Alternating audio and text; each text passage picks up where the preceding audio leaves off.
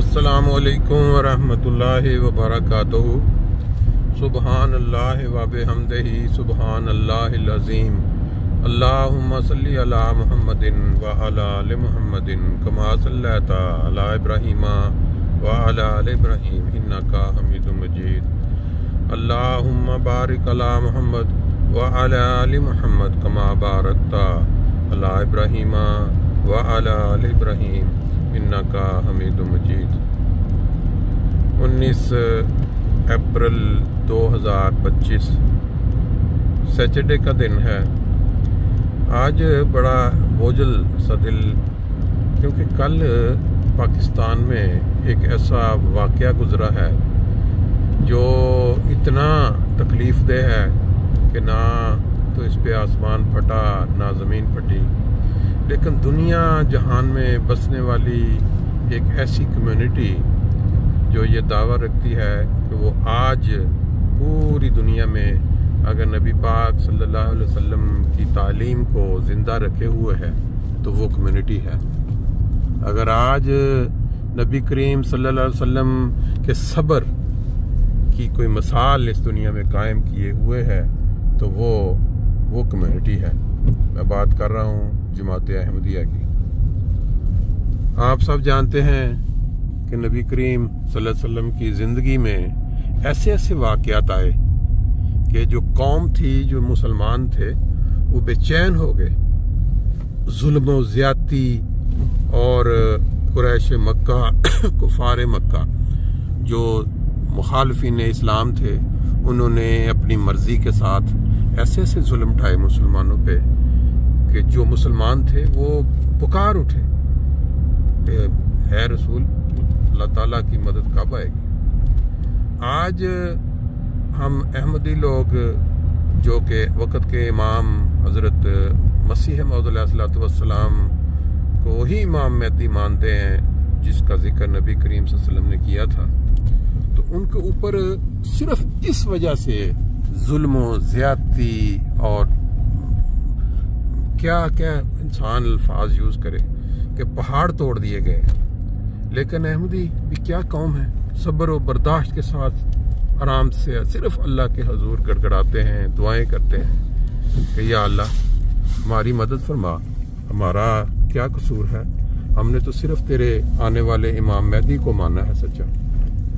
اب یہ جو کراچی والا واقعہ ہوا ہے، اس کے اوپر انشاءاللہ تعالی آج جو واک ہماری سیر ہوگی سیٹرڈے والے دن، مختلف جو دوست ہیں ان کی رائے لیں گے کہ وہ کیا کہتے ہیں۔ ایک احمدی کا پاکستان کے اندر صرف یہی جرم ہے کہ وہ احمدی ہے، اور راہ چلتے لوگ اس کو قتل کرتے ہیں، اس پہ ہنسی مذاق کرتے ہیں، مسجدوں میں جا کے پھر اس کے اوپر خطبے بھی دیتے ہیں۔ مسجد آگی باقی انشاءاللہ۔ ایسے لوگ تھے جو نبی و انسان کو خدا کی طرف پکارتے تھے، کہ یہ کہ وہ خدا تعالیٰ کے حضور کی سور انکسار سے دعا کیا کرتے تھے۔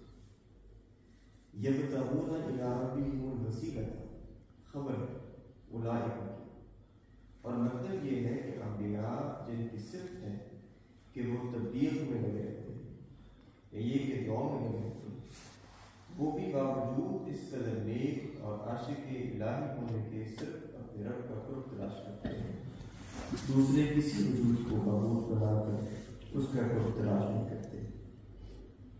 پھر حضرت فرماتے ہیں کہ ایہم اقرب، علامہ زمخشری کا قول ہے اور اکثر مفسرین نے اس کی تائید کی ہے کہ ایوب موصولہ ہے اور ایوب اقرب کے معنی من اقرب کے، اور یہ جملہ یبتغون کی ضمیر فاعل کا بدل ہے، یعنی یہ قرب حاصل کرنے کی کوشش کرنے والے وہ ہیں جو اللہ تعالیٰ کے زیادہ قریب ہیں۔